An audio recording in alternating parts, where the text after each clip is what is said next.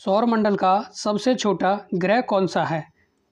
तो दोस्तों इसका आपका करेक्ट आंसर है ऑप्शन नंबर ए यानी कि बुध ग्रह। ठीक है, बुध ग्रह जो है ये क्या है, सौरमंडल का सबसे छोटा ग्रह है।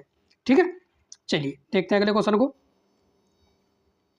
सौरमंडल का सबसे चमकीला ग्रह कौन सा है? तो सौरमंडल का सबसे चमकीला जो ग्रह है वो है शुक्र ग्रह। ठीक है, कौन सा है? शुक्र ग्रह, यानी कि बी हमारा क्या है, करेक्ट आंसर है। ओके, चलिए देखते हैं अगले क्वेश्चन को। हमारे सौरमंडल में कौन सा ग्रह लगभग पृथ्वी जितना बड़ा है? तो हमारे सौरमंडल में लगभग पृथ्वी जितना बड़ा ग्रह वो कौन सा है? शुक्र, यानी कि बी हमारा क्या है, इसका करेक्ट आंसर है। ओके, चलिए देखते हैं अगले क्वेश्चन को। पृथ्वी के सबसे नज़दीक कौन सा तारा है? तो पृथ्वी के सबसे नज़दीक जो तारा है वो कौन सा है? सूर्य, यानी ए हमारा क्या है, इसका करेक्ट आंसर है। ओके, ये हमारा क्या है, इसका करेक्ट आंसर है। ठीक है, चलिए देखते हैं अगले क्वेश्चन को। सूर्य से पृथ्वी तक पहुंचने में प्रकाश को कितना समय लगता है?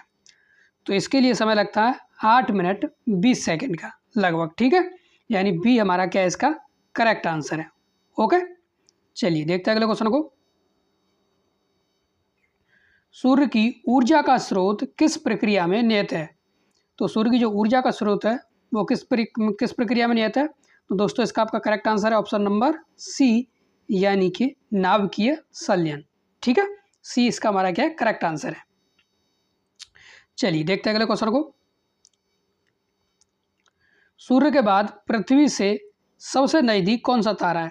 सूर्य के बाद की बात हो रही है, सूर्य के बाद पृथ्वी से सबसे नज़दीक कौन सा तारा है? तो दोस्तों इसका आपका करेक्ट आंसर है ऑप्शन नंबर सी, यानी प्रोक्सिमा सेंचुरी।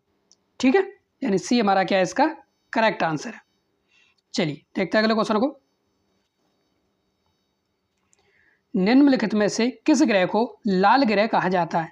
तो वो कौन सा ग्रह है जिसको क्या लाल ग्रह कहा जाता है? तो दोस्तों इसका आपका करेक्ट आंसर है ऑप्शन नंबर सी, यानी कि मंगल ग्रह। ठीक है, मंगल ग्रह को क्या कहा जाता है? लाल ग्रह। ठीक है, चलिए देखते हैं अगले क्वेश्चन को। सूर्य की बाहरी परत को क्या कहते हैं?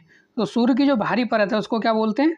तो दोस्तों इसका आपका करेक्ट आंसर है ऑप्शन नंबर बी, यानी कि कोरोना, क्रीट बोला जाता है। ठीक है, तो बी हमारा क्या है, इसका करेक्ट आंसर है। ओके, वायुमंडल की सबसे निचली परत को जो क्या कहा जाता है, या वायुमंडल की सबसे निचली जो परत है वो कौन सी है? तो दोस्तों इसका आपका करेक्ट आंसर है ऑप्शन नंबर ए, यानी कि क्षोभमंडल। कौन सा है? क्षोभमंडल, यानी ऑप्शन ए हमारा क्या है, इसका करेक्ट आंसर है। ओके, तो दोस्तों आज की क्लास में बस इतना ही। अगर वीडियो अच्छी लगी हो तो चैनल को सब्सक्राइब कर लेना। ओके, चलिए मिलते हैं नेक्स्ट वीडियो में ऐसे और अच्छे क्वेश्चनों के साथ।